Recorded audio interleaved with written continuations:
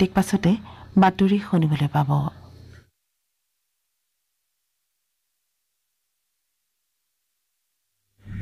এয়া আকাশবাণী।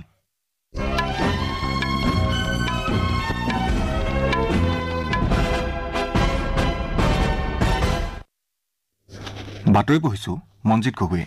এতিয়া প্ৰধান বাতৰিসমূহ হ'ল প্ৰধানমন্ত্ৰী নৰেন্দ্ৰ মোদীয়ে কৈছে যে তেওঁৰ চৰকাৰে মহিলাৰ জীৱন সুচল কৰি তোলাৰ বাবে চেষ্টাৰ অকণো ত্ৰুটি কৰা নাই। উপৰাষ্ট্ৰপতি জগদীপ ধনখৰে আজি জম্মু কাশ্মীৰৰ কাঠুৱাত ষ্টাৰ্টআপ প্ৰদৰ্শনীৰ মুকলি কৰিব। বিদেশ মন্ত্ৰী ডক্টৰ এছ জয়শংকৰ আৰু কেন্দ্ৰীয় বাণিজ্য মন্ত্ৰী পীয়ূষ গোৱেলে কালি নতুন দিল্লীৰ ভাৰত মণ্ডপমত আত্মনিৰ্ভৰ ভাৰত উৎসৱ মুকলি কৰে।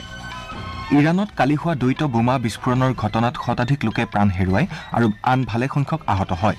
আৰু দক্ষিণ আফ্ৰিকাই ভাৰতৰ বিৰুদ্ধে কেপটাউনত অনুষ্ঠিত দ্বিতীয় তথা অন্তিমখন টেষ্টৰ আজি দ্বিতীয় দিনা ৩ উইকেটৰ বিনিময়ত সংগ্ৰহ কৰা ৬২ ৰানৰ পৰা নিজৰ দ্বিতীয় ইনিংছৰ খেল আৰম্ভ কৰিব।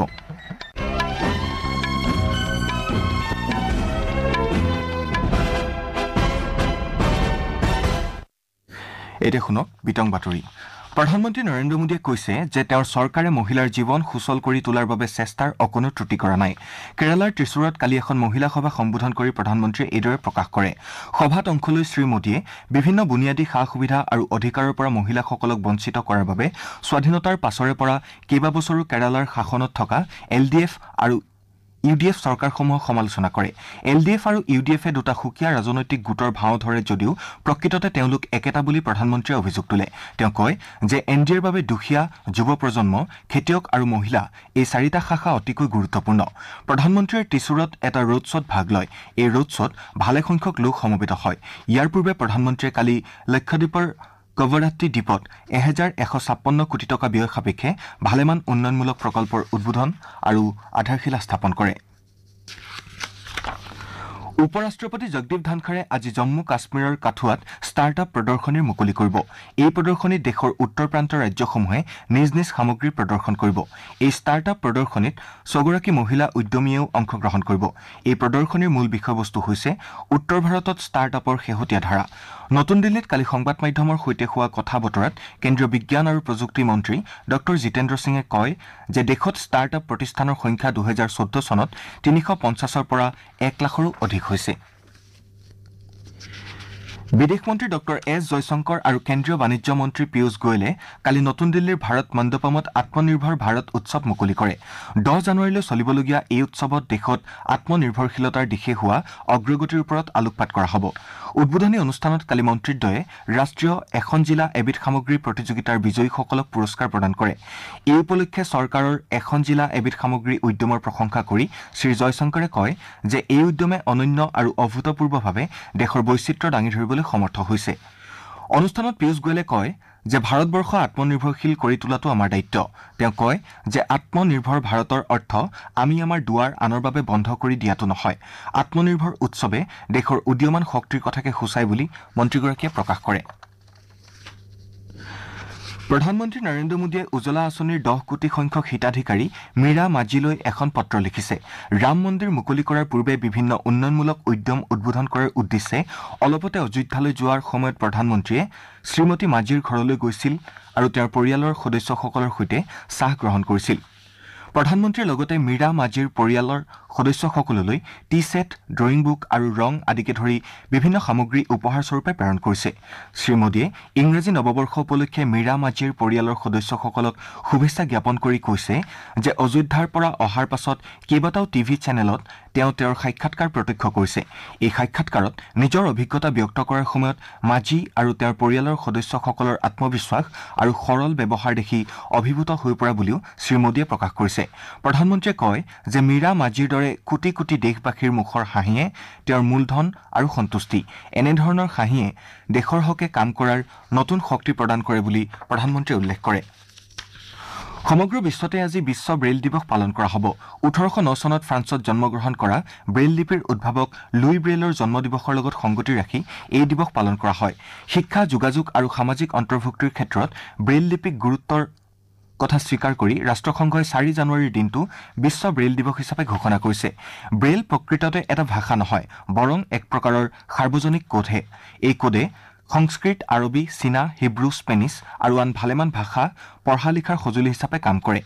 বিশ্ব ব্ৰেইল দিৱস উপলক্ষে দিব্যাংগ সবলীকৰণৰ অধীনৰ ৰাষ্ট্ৰীয় প্ৰতিষ্ঠান আৰু সমগ্ৰ আঞ্চলিক কেন্দ্ৰসমূহে দেশৰ বিভিন্ন অংশত ভালেমান অনুষ্ঠানৰ আয়োজন কৰিছে। শ্ৰোতাসকলে বাতৰি শুনিছে আকাশবাণীৰ পৰা।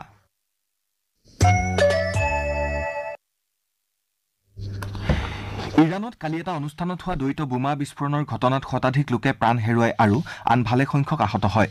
দেশখনৰ দক্ষিণ পূব প্ৰান্তৰ কৰমান চহৰৰ চুলেমানীৰ কবৰ থকা কবৰস্থানত বাৰ্ষিকী উদযাপনৰ সময়ত এই বিস্ফোৰণ সংঘটিত হয়। প্ৰাপ্ত বাতৰি অনুসৰি বিস্ফোৰণৰ সময়ত 2020 চনত চুবুৰীয়া ৰাষ্ট্ৰ ইৰাকত আমেৰিকাৰ ড্ৰোন আক্ৰমণত নিহত হোৱা জেনেৰেল চুলেমানীৰ স্মৃতিত আয়োজন কৰা এটা অনুষ্ঠানত অংশগ্ৰহণ কৰাৰ বাবে শ শ লোক জেনেৰেলগৰাকীৰ সমাধিৰ দিশে অগ্ৰসৰ হৈছিল। চুলেমানীক ইৰাণৰ সৰ্বোচ্চ নেতা আয়াতুল্লাহ আলী খমেইনৰ পাছত সবাতোকৈ শক্তিশালী ব্যক্তিৰূপে গণ্য কৰা হয়। এতিয়ালৈকে কোনো গোটে আক্ৰমণৰ দায়িত্ব স্বীকাৰ কৰা নাই।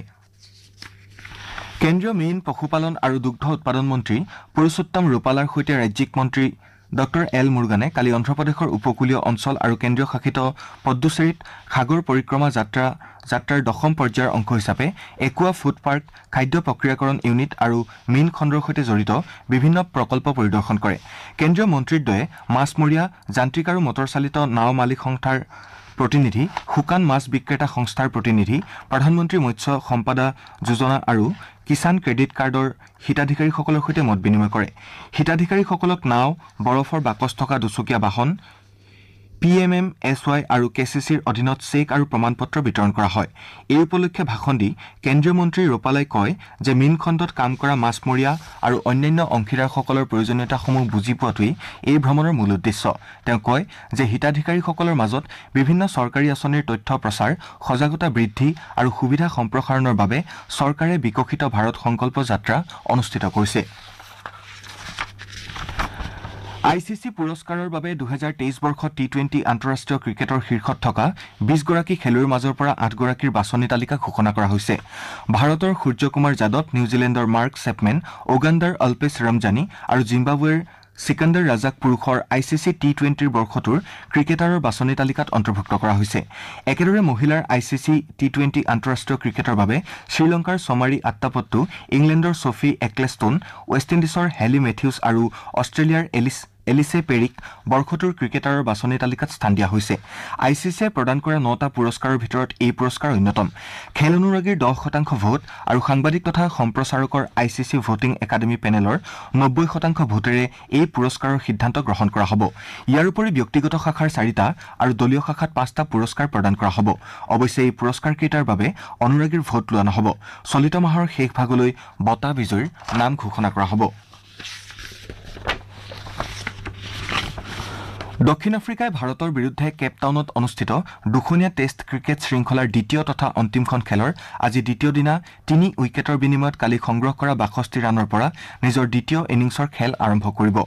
ইয়াৰ পূৰ্বে ভাৰতে কালি 153 ৰানৰ প্ৰথম ইনিংছ সামৰে আৰু দক্ষিণ আফ্ৰিকাৰ প্ৰথম ইনিংছতকৈ 98 ৰানৰ অগ্ৰগতি লাভ কৰে। ইয়াৰ আগেয়ে দক্ষিণ আফ্ৰিকাই টছত জিকি প্ৰথমে বেট ধৰাৰ সিদ্ধান্ত লৈ 55 ৰানতেই আটাইকেইটা উইকেট হেৰুৱায়। বৈদেশিক পৰিক্ৰমা মন্ত্ৰী ডক্টৰ এছ জয়শংকৰে কালি ইউক্ৰেইনৰ বৈদেশিক পৰিক্ৰমা মন্ত্ৰী ডাইট্ৰ কুলেবাৰ সৈতে টেলিফোনিক বাৰ্তালাপ কৰি ইউক্ৰেইনত চলি থকা সংঘাত সন্দৰ্ভত মত বিনিময় কৰে। সামাজিক মাধ্যমৰ এটা পোষ্টত ডক্টৰ এছ জয়শংকৰে কৈছে যে ইউক্ৰেইনৰ বৈদেশিক মন্ত্ৰীগৰাকীৰ সৈতে এক ফলপ্ৰসূ বাৰ্তালাপ কৰা হয় আৰু দেশ দুখনৰ মাজত আগন্তুক বছৰত দ্বিপাক্ষিক সহযোগিতা ত্বৰান্বিত কৰাৰ বিষয়েও আলোচনা কৰা হয়। ৰাছিয়াৰ নেতৃত্বক সাক্ষাৎ কৰিবলৈ 5দিনীয়া মস্কো ভ্ৰমণ কৰাৰ কিছুদিন পিছতেই জয়শংকৰে ইউক্ৰেইনৰ বৈদেশিক মন্ত্ৰীগৰাকীৰ সৈতে কৰা টেলিফোনিক বাৰ্তালাপ তাৎপৰ্যপূৰ্ণ বিবেচিত হৈছে। বাতৰি শেষ কৰাৰ পূৰ্বে প্ৰধান বাতৰিকেইটা আকৌ এবাৰ পঢ়ি দিছো। প্ৰধানমন্ত্ৰী নৰেন্দ্ৰ মোদীয়ে কৈছে যে তেওঁৰ চৰকাৰে মহিলাৰ জীৱন সুচল কৰি তোলাৰ বাবে চেষ্টাৰ অকণো ত্ৰুটি কৰা নাই। উপৰাষ্ট্ৰপতি জগদীপ ধনখৰে আজি জম্মু কাশ্মীৰৰ কাঠুৱাত ষ্টাৰ্টআপ প্ৰদৰ্শনী মুকলি কৰিব। বিদেশ মন্ত্ৰী ডক্টৰ এছ জয়শংকৰ আৰু কেন্দ্ৰীয় বাণিজ্য মন্ত্ৰী পীয়ূষ গোৱেলে কালি নতুন দিল্লীৰ ভাৰত মণ্ডপমত আত্মনিৰ্ভৰ ভাৰত উৎসৱ মুকলি কৰে। ইৰাণত কালি হোৱা দ্বৈত বোমা বিস্ফোৰণৰ ঘটনাত শতাধিক লোকে প্ৰাণ হেৰুৱায় আৰু আন ভালেসংখ্যক আহত হয়। আৰু দক্ষিণ আফ্ৰিকাই ভাৰতৰ বিৰুদ্ধে কেপটাউনত অনুষ্ঠিত দ্বিতীয় তথা অন্তিমখন টেষ্টৰ আজি দ্বিতীয় দিনা 3 উইকেটৰ বিনিময়ত সংগ্ৰহ কৰা 62 ৰানৰ পৰা নিজৰ দ্বিতীয় ইনিংছৰ খেল আৰম্ভ কৰিব। আমাৰ এতিয়াৰ বাতৰি ইমানতে অন্ত পৰিল।